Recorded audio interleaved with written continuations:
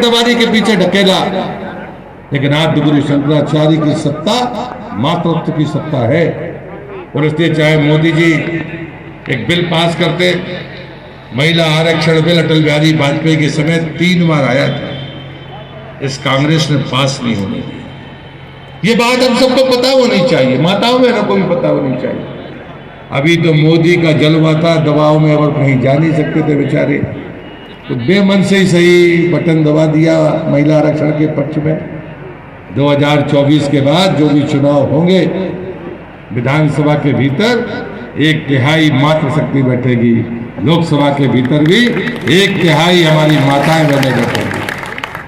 शिवराज जी हो, मोदी जी हो, भारतीय जनता पार्टी हो, मातृशक्ति का सम्मान और स्वाभिमान की रक्षा करना हमारा संकल्प है, विकास करना हमारा संकल्प है। लेकिन विकास को हम अंधा विकास नहीं चाहते, हम चाहते हैं कि विरासत के साथ में वो चीजें आगे बढ़े। और इसलिए जो नौजवान मित्र खड़े, मैं उनसे विनती करता हूँ, प्रधानमंत्री यही तो कह रहे हैं 5 साल चुनाव हर साल में 5 साल में आएंगे, लेकिन हम क्या 5 साल के ही देख पाएंगे? अरे आंखों से दिखने वाला तो गरीब आदमी को भी जितना दिखता है वो आपको भी दिखता है, और जितना आपको दिखता है वो उसको भी दिखता है। जो हर दिन अपनी मेहनत मजदूरी में लगकर अपने जीवन का यापन करता है, उसको भी उतना ही दिखता है जितना हमारी आंखों से दिखता है।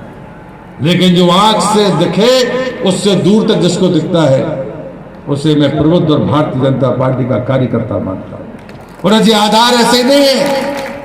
हमारे नेता अटल बिहारी वाजपेयी थे, देश की आजादी के बाद डॉक्टर मुखर्जी के बलिदान के बाद हम नारे लगाते रहे, धारा 370 हटेगी। हमें 72 साल लगे, लेकिन 72 साल पहले अटल जी की कविता सुनना, उन्होंने कहा था कि गारो से गिलगित तक आजादी पर्व मनाएंगे। 15 अगस्त का दिन कहता आजादी अभी अधूरी है, उसकी ये पंक्ति है। गारो मेघालय में है, गिलगित पाकिस्तान में है। क्या हौसला रहा होगा उनका, क्या दूरदर्शिता, क्या संकल्प रहा होगा। जहां हमारे 3 विधायक होते थे, अब तो 300 के पार, 3 सांसदों की पार्टी, और वो कहती थी गारो से गिलगित तक आजादी का पर्व मनाएंगे। आज तो हमारे पास लोकसभा है, बहुमत है, राज्य में सरकारें हैं, और आपको लगता है कि नरेंद्र सिंह विधायक बनेंगे तो मध्य प्रदेश में सरकार बन जाएगी और काम हो जाएगा। नहीं मित्रों, हमें एक बात और ध्यान से देखनी चाहिए। ये जो छद्म हिंदू हैं, चुनावी हिंदू हैं, ये राज्यसभा में इकट्ठे हो जाते हैं। लोकसभा का चुनाव तो आपकी वोट से हो जाता है, मोदी प्रधानमंत्री बन जाते हैं, लेकिन राज्यसभा में अभी हमारा बहुमत नहीं है। हम 100 से ज्यादा सांसद हमारे हो गए, कांग्रेस बहुत पीछे है हमसे, लेकिन बहुमत नहीं है। ये राज्यसभा का सांसद कौन चुनता है? विधायक चुनता है, विधायक। ये ध्यान में नहीं आता हमारे। इसलिए एक विधायक जरूरी क्यों है? डबल इंजन की सरकार क्यों चाहिए? कमलनाथ आए थे 1.5 साल के लिए, जल जीवन मिशन तभी शुरू हुआ था 15 अगस्त 2019 को। तब मुख्यमंत्री कौन था? याद करना, पन्ने पलटना। 1.5 साल में कुल 2.5% परिवारों के पास पानी गया, और जैसे ही शिवराज जी आए 3.5 साल में हमने 60% का आंकड़ा पार कर लिया। इसलिए डबल इंजन की सरकार चाहिए। मोदी का नाम ना हो जाए तो जल जीवन मिशन का काम रोक दो, मोदी का नाम ना हो तो प्रधानमंत्री आवास 2 लाख वापस कर दो, शिवराज जी का नाम ना हो इसलिए संबल योजना बंद कर दो, क्योंकि वो गरीबों को संबल देने वाली योजना थी। दुर्घटना में अगर इस राज्य में किसी गरीब आदमी का सहारा था तो वो संबल योजना थी। 2 लाख रुपए का कार्ड उसके पास होता था। मोदी जी ने तो 5 लाख का आयुष्मान कार्ड दे दिया, लेकिन इन योजनाओं को बंद करने का पाप कांग्रेस ने किया है। और इसलिए मैं कहता हूं कि डबल इंजन की सरकार चाहिए। राज्यसभा में हमें बहुमत चाहिए, इसलिए विधायक बहुमत के नहीं, हमें प्रचंड बहुमत चाहिए। इतने विधायक जीतने चाहिए कि एक भी राज्यसभा का सांसद 4 में से एक भी कांग्रेस का ना जाए। जब मुझसे कोई पूछता है कितनी सीटें जीतोगे, मैंने कहा मैं ज्योतिषी तो नहीं हूं, लेकिन 20 साल पहले 2003 था। 2003 में भाजपा की जितनी सीटें थी 2023 में उतनी ही होनी चाहिए। ये संकल्प लेकर जाइए, जीत तय है, मां नर्मदा की कृपा होगी। उस तरफ हम भी है, हम भी जिंदगी में पहली बार विधानसभा का चुनाव लड़ रहे हैं। वोट तो आप नहीं देंगे, लेकिन शुभकामनाएं तो दे ही सकते हैं। नर्मदा के इस पार और नर्मदा के उस पार, अमरकंटक से लेके गुजरात की सीमा तक बहुत सीटें हो जाती है।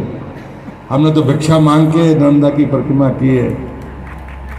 वोट की भीख तो नहीं मांगता, लेकिन परिक्रमावासी होने के नाते आपसे जरूर एक मांग करता हूं, ऐसा जताइए, नरेंद्र को इतना वोट दीजिए कि नर्मदा के किनारे दीपदान करते समय हम सबको भी गर्व हो, इसमें हम सब शामिल हो।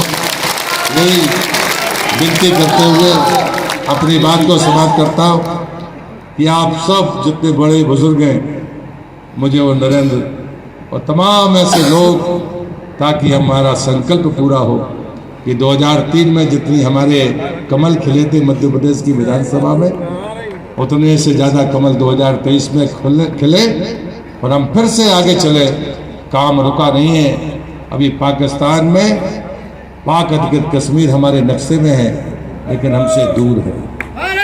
चीन के द्वारा कब्जा हुआ, जवाहरलाल नेहरू द्वारा भेंट किया हुआ, अभी हजारों नहीं लाखों वर्ग किलोमीटर का हिस्सा हमसे दूर है। काम रुका नहीं, 2 पीढ़ियां चली गई। हम भाग्यशाली हैं कि हम देख पा रहे हैं अभी, लेकिन आने वाली पीढ़ी और हम अपने सारे हकों को अपने पास इस भारत माता के चरणों में डाले, वो यश ऊंचाइयां छुए। पूरी दुनिया मोदी और भारत का डंका पीट रही है। अभी भी क्या तमिलनाडु के कोने से सनातन को चुनौती देने वाली बातें आती है? सनातन खत्म कर देंगे। अरे तुम क्या खत्म करोगे? मुगल आए और चले गए, वो नहीं कर पाए हमारा कुछ। अंग्रेज आए और चले गए, हमने मरना स्वीकार किया, बलिदान देना स्वीकार किया, लेकिन अपने मूल को नहीं छोड़ा।